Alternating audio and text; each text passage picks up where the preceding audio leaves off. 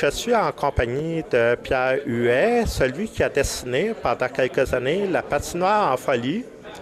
Avant les Boys, Pierre Huet avait eu l'idée géniale de mettre en œuvre les aimants valeureux.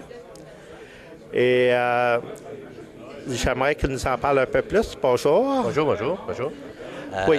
Comment vous est venue l'idée de faire... Écoutez, à l'époque, je dirigeais le magazine Crow. J'étais rédacteur en chef et au début du magazine, on n'était pas très nombreux à le faire. Donc, déjà, j'écrivais même plusieurs pseudonymes parce que pour ne pas avoir l'air de tout prendre le magazine. Et je trouvais que, effectivement, une bande dessinée avec le hockey, ça serait une bonne idée.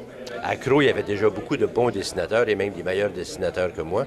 Mais la technique du strip, c'est-à-dire une petite courte histoire en 3 ou 4 cases, est toujours quelque chose que j'ai beaucoup aimé lire et fabriquer. Comme j'ai des prétentions d'humoriste, alors j'ai décidé de la faire moi-même. J'étais pas le meilleur dessinateur du magazine, loin de là, mais j'aimais le hockey, j'estimais avoir de l'humour et je m'en tirais comme dessinateur, donc j'ai fait la patinoire en folie.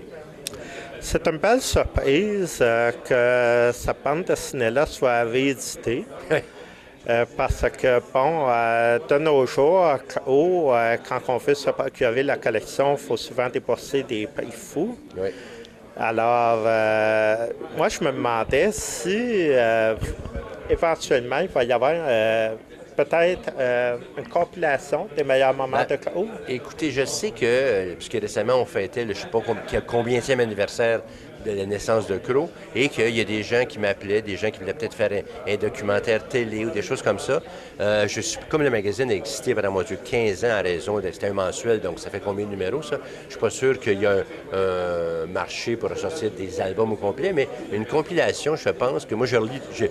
Pour des projets personnels, je relisais mes anciens articles et tout, et je trouvais que le magazine n'avait pas trop mal vieilli. Évidemment, il y a des trucs d'actualité qui sont incompréhensibles maintenant, il y a des personnages qui sont disparus et tout, mais je pense qu'il y a dans l'air un projet d'un livre sur Crow, et si tu fais un livre sur Crow, forcément, ça veut dire qu'il faut que tu montes des bandes dessinées, il faut que tu montes des articles, il faut que tu montes des gags. Alors, moi, le premier, j'aimerais que ça se fasse parce qu'effectivement, des collections complètes, il n'y a pas grand monde qui en a. J'imagine que des bibliothèques comme ici ont ça, mais je pense que la plus jeune génération qui n'a pas connu le magazine, qui a fermé il y a peut-être 15 ans, je ne sais plus, pourrait découvrir avec plaisir parce qu'il y avait, après tout, dans Crow sont passés les meilleurs humoristes du Québec, de Guillaume Lepage à Claude Meunier, Michel Rivard, Serge Grenier, bon, un paquet comme ça, d'excellents dessinateurs aussi, et ça serait dommage que ça disparaisse comme tout magazine qui disparaît.